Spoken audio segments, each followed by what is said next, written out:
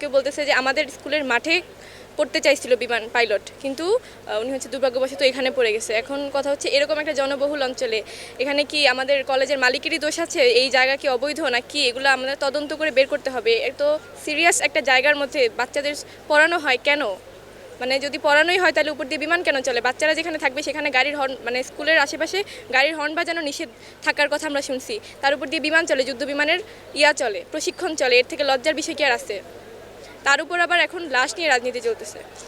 হ্যাঁ, সেই দায় কে নিবে?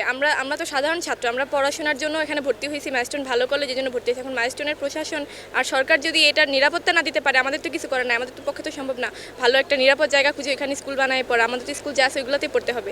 এখন এটা আসলে এক এক মানে স্টুডেন্ট এক এক কথা বলতেছে। যারা এখানে আছে তারা বলতেছে 100-র উপরে তো আমরা মানে ইমিডিয়েট এখান থেকে বের করছি লাশ। আবার কেউ বলতেছে 200 হবে, 400 হবে। আমাদের তো অনেক স্টুডেন্ট, বিল্ডিংটা কিন্তু অনেক বড়, দেখতে পাচ্ছেন আপনারা, অনেক জায়গা পুড়ে গেছে। এখানে পুরো মেইন জায়গা, মানে এমন জায়গা দিয়ে পড়ছে যেখানে মানুষ বের হবে, বেরও হতে পারে না, অনেক মারা গেছে, এগুলো দেখানো হচ্ছে না। আমরা সেই হিসাবই চাই, মূলত সেটার জন্য আজকে আসছি।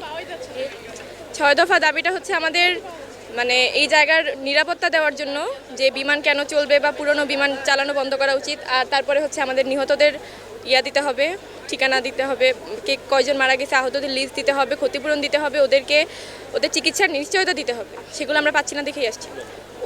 ওনার কথাটা মানে খুবই অস্পষ্ট শোনা গেছে। আমি যেখানে বসছিলাম উনি সম্ভবত এটা বলছিল যে আমরা সব পদক্ষেপ নিব, তোমাদের দাবিগুলো মেনে নেওয়া হয়েছে, আমরা দুঃখ প্রকাশ করছি, কিন্তু দেখে মনে হয় না স্টুডেন্টরা ওনার কথায় সন্তুষ্ট ছিল। আমরা মানে তাৎক্ষণিকভাবে এটাই জানতেছিলাম যে একটা বিমান পড়ছে উপরে। এখন এই বিমানের ভিতরে পাইলট ছিল কি ছিল না, এগুলো অনেক পরে আস্তে আস্তে নিউজ আসছে পাইলট ছিল নাকি এখানে পড়ছে, ওরা নাকি সিএমএইচে নিয়ে গেছে বিমান, নাকি কেউ